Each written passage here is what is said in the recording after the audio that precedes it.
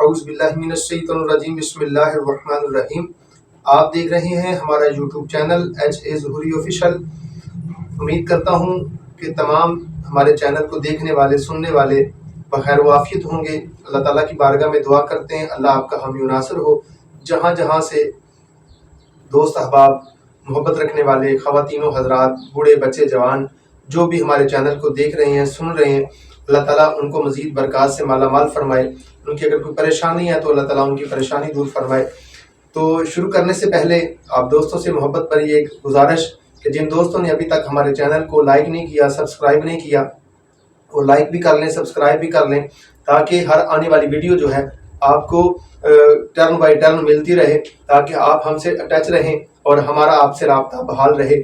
تو یہ سبسکرائب جو ہے صرف آپ سے محبتوں کی علامت ہوتا ہے۔ تو اللہ کی بارگاہ میں دعا ہے اللہ تعالیٰ آپ کو خوش و خرم رکھے۔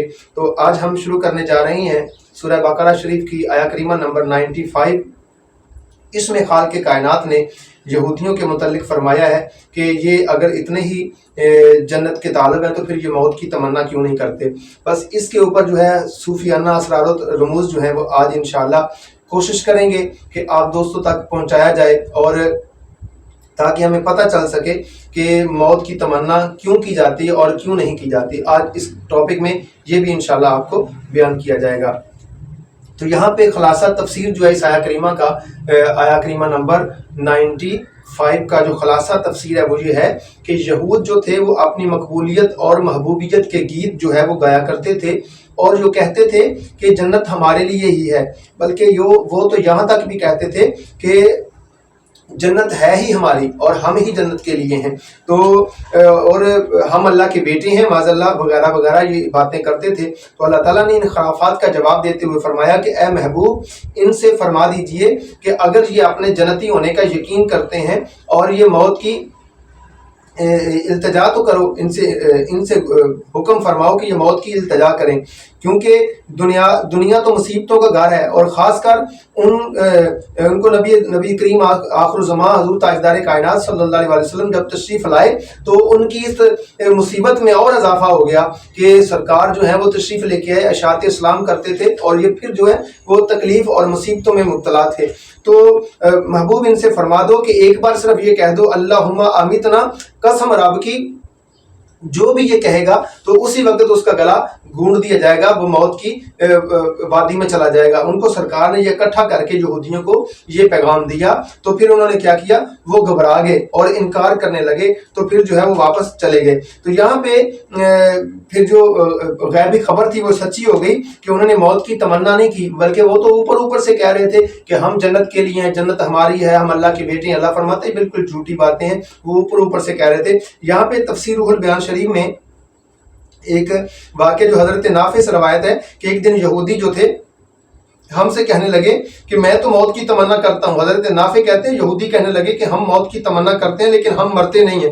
حضرت عبداللہ ابن عمر نے یہ سنا تو آپ نے فرمایا ارے جاہل انسان، یہ ان علماء یہود کے لیے تھا جو جان بوجھ کر نبوت مصطفیٰ صلی اللہ تعالیٰ علیہ وسلم کا انکار کر رہے تھے، اور جن کو اس وقت بارگاہ نبوت میں بلا کر کہا گیا تھا یہ ان کے متعلق تھا، آپ کے متعلق یہ بات کبھی نہیں ہے۔ تو یہاں پہ یہ بات ثابت ہو گئی کہ یہودی جو تھے اس ضمن میں جھوٹے تھے کہ وہ موت کی تمنا کرنے والے ہیں۔ لیکن یہاں پہ ایک عقدہ حل کرتے چلیں کہ دنیاوی مصیبتوں کے پیش نظر موت کی تمنا کرنا حرام ہے۔ دنیاوی مصیبتوں کے پیش نظر کسی کے اوپر رزق کی تنگی آ گئی، کسی کے اوپر کچھ مکان نہیں، جیسے آج کل چل رہا ہے، کسی کے پاس رزق نہیں ہے، نوکری نہیں ہے، خودکشی کرنے جا رہا ہے، کوئی جناب مرنے جا رہا ہے، تو ایسے موت جو ہے وہ شریعت میں جائز نہیں ہے۔ ہاں لقائے محبوب کے لیے، ملاقات محبوب کے لیے، رب کے حضور پیش ہونے کے لیے، جس کے اعمال اچھے ہیں ان کی عمر بھی اللہ تعالیٰ زندگی عطا فرمائے، تو لیکن وہ لقائے محبوب کے لیے جو موت کی تمنا ہے وہ تو ٹھیک ہے۔ تو اس کی مثالیں بھی ہم جو ہیں وہ تفسیر سے آپ کے گوش گزار کریں گے کہ پہلے، لیکن یہ بات یاد رکھ لیں کہ جو بندہ دنیاوی مصیبتوں کی وجہ سے موت کی تمنا کرتا ہے اس کو منع فرمایا گیا ہے، بلکہ نیک اعمال کی خاطر انسان کو زیادہ جینا چاہیے، لیکن لقائے حبیب کے لیے تمنا موت جائز ہے۔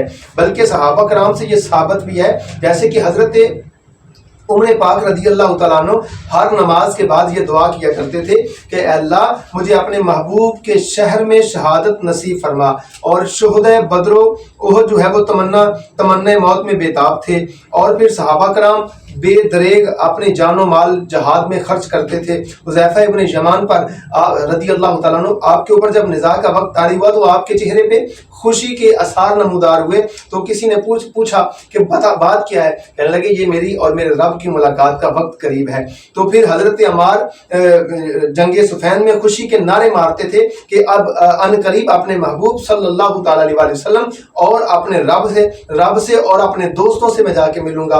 اور حضرت علی رضی اللہ تعالیٰ عنہ حضرت مولا کائنات ایک مرتبہ جنگ میں باریک کرتا پہن کے چلے گئے، تو جنگ کی صفوں میں گھوڑے کو دوڑا دیا، تو آپ کے فرزند ارجمند جناب امام علی مقام حضرت امام حسن رضی اللہ تعالیٰ عنہ آپ نے عرض کیا اے میرے بابا، غازی کا یہ تو لباس نہیں ہوتا، یہ لباس تو زرہ پہن کے جانے والا تھا، لیکن آپ باریک کپڑا پہن کے چلے گئے۔ فرمایا بیٹا مجھے پرواہ نہیں ہے کہ مجھ پر موت گرے یا میں موت کے اوپر گروں، یعنی کہ کتنا شوق شہادت تھا عرب کے حضور پیش ہونے کا، اپنے محبوب پاک صلی اللہ تعالیٰ علیہ وسلم سے ملاقات کرنے کا۔ بلکہ ایک بار حضرت سعد بن ابی وقاص رضی اللہ تعالیٰ عنہ، یہ وہ سعد بن ابی وقاص ہیں کہ جن کو سرکار علیہ الصلوۃ والسلام نے فرمایا فدا کا امی و ابی، اے سعد میرے ماں باپ آپ کے اوپر قربان جائیں۔ تو وہ سعد بن ابی وقاص ہیں جنہوں نے رستم ابن فرخزاد کو خط لکھا تھا، فرمانے لگے کہ میرے ساتھ وہ قوم ہے جو موت کو اتنا چاہتی ہے، موت کی اتنا تمنا کرتی ہے جتنا کہ تم لوگ شراب کی تمنا کرتے ہو۔ اب دیکھیے اگر اس جملے میں ہم تھوڑا سا غور کریں تو ہمارے لیے بہت بڑی فکر ہے، بہت بڑی جو ہے وہ سوچ کی بات ہے کہ ہم وہ قوم ہے جن کو شہادت کی تمنا کرنی چاہیے تھی، لیکن ہم کدھر جا رہے ہیں؟ ہم دنیاوی رنگینیوں میں کھوتے جا رہے ہیں، دنیاوی تمنا جو ہمارے دل میں کوٹ کوٹ کے بھری ہوئی ہے، شہادت کی تمنا تو درکنار ہے، ہمیں جو ہے مسجد میں 5 وقت آنا جو ہے وہ نصیب نہیں ہو رہا۔ ہم بلکہ کسی نے کیا خوب جملہ لکھا تھا کہ جو نیند تمہیں صبح کو اٹھا کر مسجد میں نہیں لے کے آتی تو وہ تمہارا ایمان جنت میں کیسے لے جائے گا؟ حضرات میرے دوستان محترم، یہاں پہ ہمارے لیے سبق ہے اس جملے میں کہ ہم وہ قوم ہے جو شہادت کی تمنا کریں، دین اسلام کے لیے مر مٹنے والے ہم لوگ ہیں، لیکن یہاں پہ صوفیہ کرام فرماتے ہیں کہ 3 شخص جو ہیں وہ موت کی تمنا کرتے ہیں۔ موت نمبر 1، موت کی مصیبت سے ناواقف، جن کو موت کی مصیبت سے جو ناواقف ہیں وہ لوگ، جیسے کہ حضور نبی کریم صلی اللہ تعالیٰ علیہ وسلم نے ارشاد فرمایا آپ سے پوچھا گیا حضور جو موت ہے اس کی تکلیف کتنی ہوتی ہے؟ تو حضور نے فرمایا جیسے ایک باریک جالی دار مل کا کپڑا ہو اور وہ خاردار جھاڑی کے اوپر ڈال دیا جائے اور پھر اس کو کھینچا جائے تو کیا ہوتا ہے؟ عرض کیا حضور وہ تو تار تار ہو جائے گا۔ تو میرے کریم آقا علیہ السلام فرماتے ہیں ایسے ہی جب مومن کے جسم سے جان نکلتی ہے تو اس کا جسم ایسے ٹوٹ جاتا ہے۔ تو پتہ ایک موت کی مصیبت سے ناواقف، دوسرا وہ بے صبر جو موت کو خدا کی پکڑ سے بچنے کا ذریعہ سمجھے کہ میں موت مجھے آ جائے گی تو میں خدا کی پکڑ سے محفوظ ہو جاؤں گا، حالانکہ یہ بھی بات نہیں ہے، جہاں بھی کہیں ہوں گے ہم رب کی پکڑ میں ضرور آئیں گے، جو ہم نے برے اعمال کیے ہیں اس کا حساب ہمیں دینا پڑے گا۔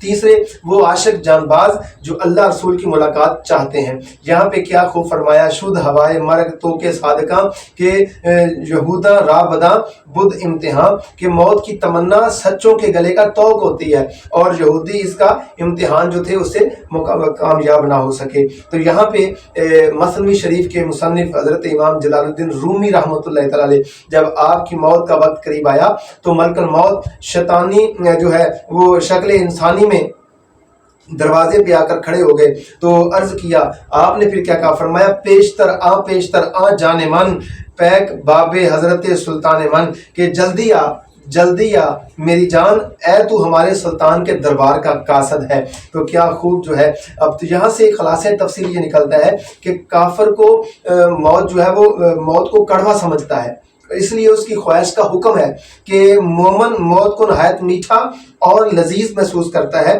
اس کو خواہش موت منع ہے، یعنی کہ وہ کڑوا سمجھتا ہے، اس کو حکم ہے کہ موت کی تمنا کر۔ مومن جو میٹھا سمجھتا ہے اس کو موت کی تمنا منع ہے۔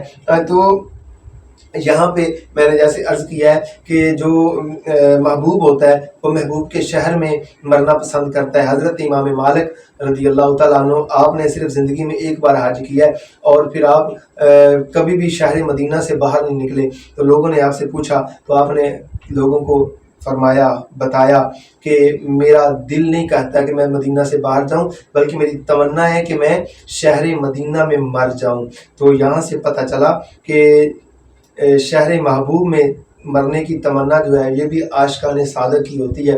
تو یہاں سے آج ہم نے جو عقدہ جو ہمارا حل ہوا ہے وہ یہ ہے کہ دنیاوی مصیبتوں سے تنگ آ کر کبھی بھی موت کی تمنا نہیں کرنی چاہیے اور کبھی بھی موت کی طرف نہیں جانا چاہیے، اور یہ رب کا امتحان ہوتا ہے۔ اور جب بھی تمنا کرنی ہے تو لقائے یار کے لیے، لقائے حبیب کے لیے، اللہ اور اس کے رسول سے ملاقات کے لیے جو ہے وہ ملاقات کرنی ہے۔ یہاں پہ ایک چھوٹی سی حکایت میں آپ دوستوں کی گوش گزار کرتا ہوں کہ جو مومن ہوتا ہے اس میں اور جو نافرمان ہوتا ہے اس کے لیے۔ تو ایک بادشاہ تھا، وہ بڑا سرکش تھا، تو جب وہ بازار میں چلتا تو لوگوں کو بازار خالی کروا دیتا، سڑک خالی کروا دیتا۔ تو ایک دن اس کی موت کا وقت آن پہنچا تو اسرائیل جناب جو تھے وہ تشریف لے کے آئے شکل انسانی میں، تو سڑک میں کھڑے ہو گئے۔ تو جب سڑک میں کھڑے ہو گئے تو قاصد نے کہا، جو آگے آواز دینے والا تھا، کہ سڑک خالی کر دو۔ تو جناب اسرائیل وہاں پہ کھڑے رہے۔ اس کو کہا، بابا جی آپ کو پتہ نہیں چلا؟ فرمایا میں نے بادشاہ سے